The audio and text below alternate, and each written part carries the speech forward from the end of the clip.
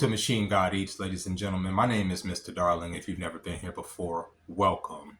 And if you've been paying attention over the last couple of years, you've probably noticed that there are a lot more poor people around. A lot more poor people. A lot of new poor, or at least people that didn't know they were poor before that are coming to the realization that they're poor, that they're broke. You know what I'm saying? That the future that they probably envision for themselves monetarily, the assets that they hope to attain, are becoming further and further out of reach by the day. This week, the president has announced that he's canceling Joe Biden's whole forbearance thing when involving student loans, and that the government is coming to collect on that debt. So if you've taken out a student loan, if you've gotten a degree, right, you maybe didn't get a scholarship, maybe you didn't have a grant or something, or maybe you didn't have rich parents, you came from the middle class, more than likely you probably took out some type of loan that can get you some level of higher education. Even if it was just through trade school, like myself, at one point I took out a loan in order to go to school to learn graphic and web design, even though that trade became obsolete within a couple fucking years. Still have to pay the money back. It is what it is.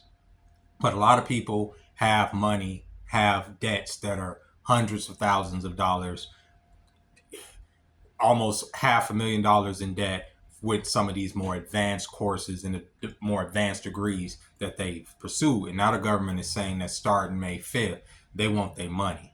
And if you're not going to voluntarily pay that money back, and you're, let's say, in arrears, you haven't paid, or I think the timing for it is like 200 and something odd days, close to 300 days. If you're that far behind, they may start garnishing your wages, and people are losing a effing mind, as they should. Me personally, I believe that the timing in this is horrible.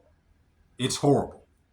It is not a good time to be garnishing the vast majority of people's wages that work in these upper middle class level jobs. It's just going to further hurt the economy. But I believe, me personally, that this is a deliberate thing to hurt the economy. I believe that the current administration, and I can go into conspiracy theory and all this other stuff, but I believe that people that are in office are put there in order to play the patsy. Let's just put it like that. And that the generation that's coming up were groomed in order to hate that individual purposely, so that it would obfuscate their attention from the fact that this system was never sustainable to begin with, and it was always doomed to crash. And when they started telling us that by 2030 we'll own nothing and we'll be happy, it should have started turning the gears in people that they were going to deliberately crash this system, okay? And they were going to need a patsy, they were going to need a reason in order to do it. And America First situation is a great way in order to send the world into disarray for this reset. The reset hasn't been put back into the box. In fact, it's going full steam ahead. And after the whole 2020 to 2023 debacle, they understood how many people that were willing to play ball as long as they did X, Y, and Z as far as indoctrination and what do you call it? What's the word? There's a word for it. When you Oh my God, it's slipping my tongue, but it's when you demystify the public, make them believe that things that are supposed to be up are down, and things that are down are supposed to be up. Things that are supposed to be black are white, and things that are supposed to be white, everything is all inverted, right? They do that purposely in order to confuse the masses and put us in a position that we're in. So when it comes to these student loans, they set people up. If y'all think that these are two different administrations, y'all still haven't freaking caught on. You understand? I'm not trying to go too much into politics, but this government, this system is one system. Biden set up the T-ball. Trump knocked it out the park. I'm going to forgive y'all student loans, knowing goddamn well that they wasn't going to ever do that, right? So a lot of people just stop paying the shit. Put a lot of people into forbearance. Then what does Trump come and do? He hits the ball out of the park and put people into debtor's prison. And I know a little something about debtor's prison, because if you've ever been a part of the whole child support situation where they're garnishing your wages, you can't get a license and all that, you know what this is about. And a lot of y'all are about to experience the same thing, especially if you have degrees that are not necessarily paying you the dividends that you need in order to pay off those loans. Those are loans. And at the end of the day, we all signed on the dotted line. Nobody was sitting up there with a gun in your head telling you that you had to go to college. Physically, But I did grow up in a time that told you that if you didn't go to college, that you wasn't going to be successful. If you didn't get a higher education, you wasn't going to be successful. See, when I finished high school, with a 3.8 GPA, because by the end of the 10th grade, 11th grade, and the 12th grade, all those years, we were homeless, completely homeless, living out of hotels. And the only thing I could really focus on at the time was schoolwork. Go figure, right? So that's what I did. I was focused on my homework. I got my homework done. I do my projects, did all the stuff that got me really good grades. So by the time I was in 12th grade, getting ready to graduate, I started getting a lot of pressure from the counselor to start applying for these colleges. But see, with me, I had no idea what I wanted to do. I didn't know what I wanted to do until I started making nuclear pudding. I'm not going to even hold you up until I started making videos and stuff. I didn't know what I wanted to do as far as a career until I became a video producer. I had no idea. No idea. So coming out of high school, you're telling me to sign on a dotted line to go to, what was it at the time? What was not UCLA? The one that's in the Valley. I forget which one it is. Sign up to go there, and I pay, they'll give me a certain amount of money in a grant and the rest of it will be a loan. But the number that they were telling me was astronomical, and I couldn't fathom how I would pay that off, not knowing what my career would be and being able to add that money up to say, okay, this is how I would pay that money. I just didn't know. So I wasn't going to sign on a dotted line.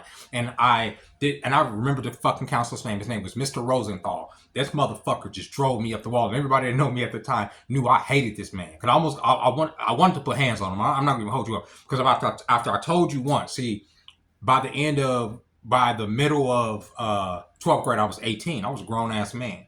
And my mom gave me a lot of freedom as far as when I was 17 and stuff, as far as making the decisions on what I wanted to do. What did I want to do at the time? I didn't know. I knew I was already working. I knew I was already homeless. I knew I didn't want to go to school, and y'all weren't going to pressure me to go to school and have to pay all that money back. And if I did, that would be even more money that would be garnished from my check at this point, because there's no way between that time and this time would I have amassed the money to be able to pay down that student loan and the interest and everything that comes along with it. It just wouldn't happen. So I would be in the same boat that a lot of people are in now. They set people up. They did.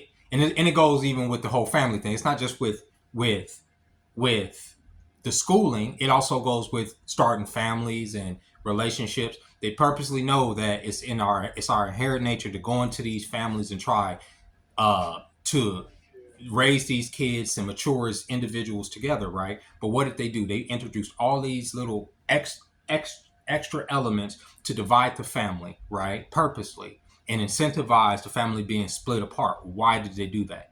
In order to break down society so that you can have two households to tax from as opposed to one. You understand? It was brilliant. And at the same time, they can indoctrinate the youth as opposed to there being a strong family unit, man, woman, child. No, it's woman, probably child, or man, child, in school, state.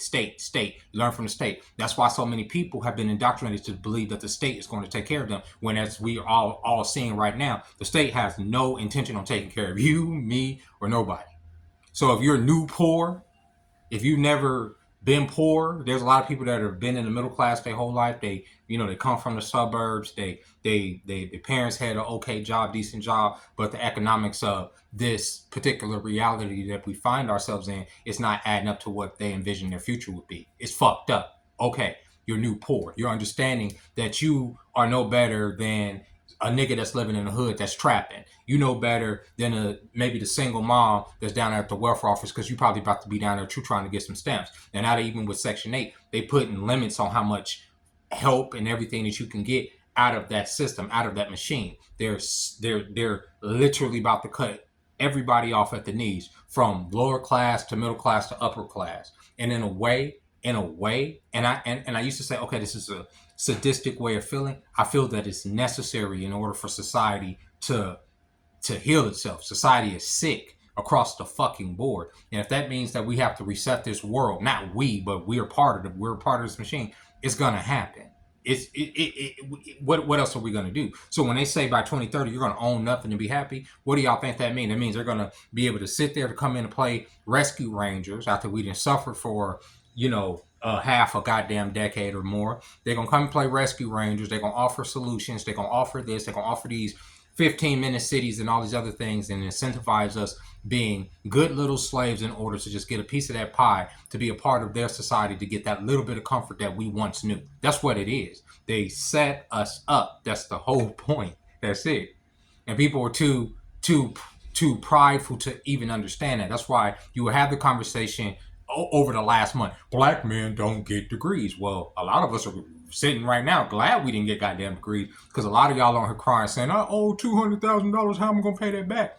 What am I gonna do? A lot of us was like, yeah, we went and just got a job. We went and did X, Y, Z. Or y'all are dummies. Y'all are this.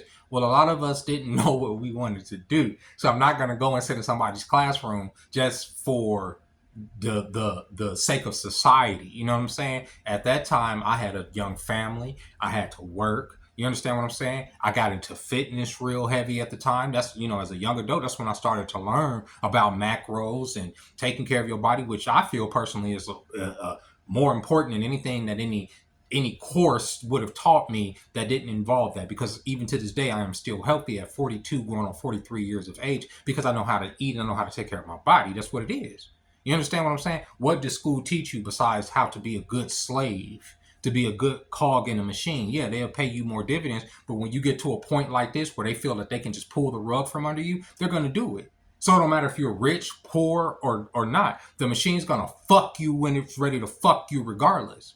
And I understood this even as a child, because I've seen, the footage of war or catastrophe or calamity where it was indiscriminate. Rich and poor alike got it. People that was once rich became fucking nothing. People that was once nothing became everything. That's what happens in this world. There is no stagnation. Everything is about adjustment. It's about becoming stronger. It's fucked up, but it's the truth. And when you have a system that's telling the young people, be a victim, we're going to do this, we're going to feed you like baby birds for the rest of your fucking life, then you come to this point where a lot of motherfuckers are literally ready to jump off a motherfucking bridge because they can't pay back student loans. Fuck them student loans, brother. Let the system crash. Let it burn, right? Because you know what happens at that point if this fucking machine starts to fail? If it becomes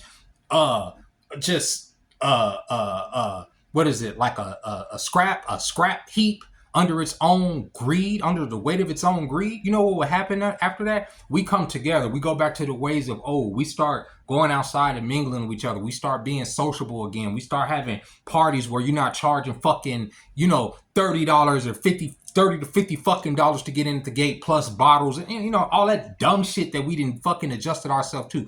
We don't have to we're not going to be paying, every year for the new iteration of some goddamn phone just because they added another fucking camera or button on it that should have been on there in the first fucking place. And then they don't even give you a motherfucking charger to, you know what I'm saying? We unfuck ourselves with this calamity. Let it happen. So maybe that's what they mean. You own nothing, you be happy. Maybe we will be happy. In the mud together. Fuck it. Dancing. Bringing in fucking Armageddon together. Whatever. God. Mercy. Whatever. Unity. If that's what it takes for this machine to crash, everybody stop paying their student loans. Everybody stop paying back these debts. Everybody stop, just let it fucking crash. Let it burn. What are they going to do? What are they going to do? Right? It's like, oh, how are we going to get this? We will learn. That's the thing about humans, bro.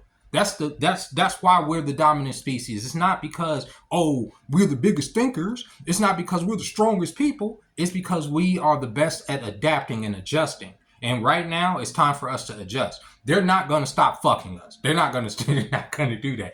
Because if they were, they would have pushed this shit back to the end of the year. They wouldn't have waited to just like, you know what? It's April 20 something. We're just going to tell y'all right now that in a couple of weeks, we're going to start garnishing y'all wages. What?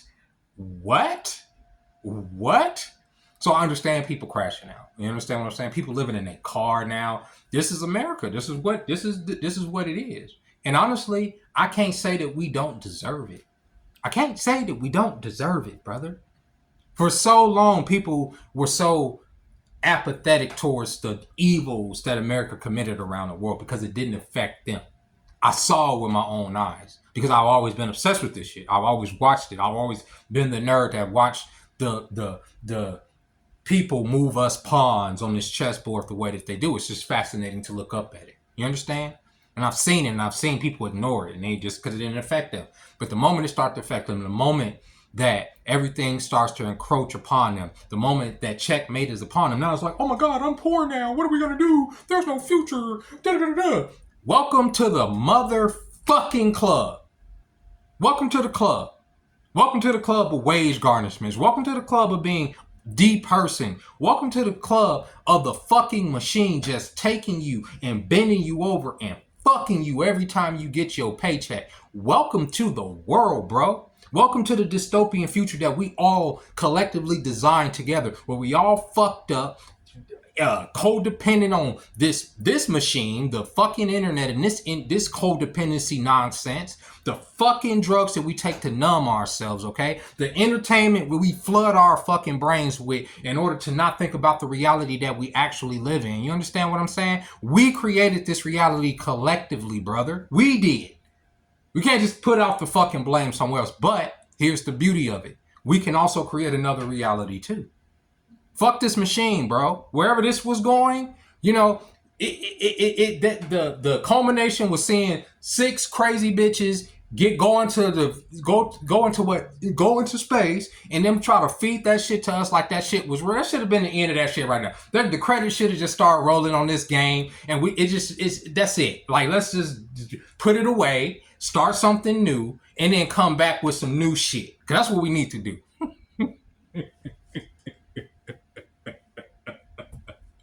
And this shit is insane, bro. It's insane. And I did make a video, you know, saying that I don't feel sorry for the people that got to pay back the student loans. I don't. I'm probably one of them. I don't know. They can garnish whatever the fuck they want to garnish. I don't give a shit at this point. You know, like I said, I want them to do it, bro. I want them to crash this bitch. That's what they about to do. But I know there's a lot of people that are not prepared to deal with that type of heat. They're not conditioned to that, but it's going to be all right. And this time will pass, and there will be another pass. My grandparents lived through the Depression, and that time passed, and they had more wealth than you could ever fucking imagine. Y'all call them boomers, but they survived times that had a dust bowl, had famine, had drought, had all that shit. The end of the world happened multiple times on their watch, and yet they still survived and had our parents, and then our parents had me, and it is what it is. It's a cycle. It's like every 100 years, like, we go through this fucking cycle where we have to crash and burn and be born again. And it is what it is. But don't let it depress you. Enjoy it. Survive it. Adjust. Adapt. And with that being said, ladies and gentlemen, I hope you guys enjoyed this video. I hope it wasn't doom and gloom. I hope you got something from it. I hope that if you do owe some student loans, you can finagle your way into forbearance or whatever you can do. You can push it off as far as you can in order to do it, because I think that these loans are predatory in the sense that not only do they have interest rates that are astronomical over time, and I know that a young person signing up for these loans don't read the fine print. It is what it is, okay?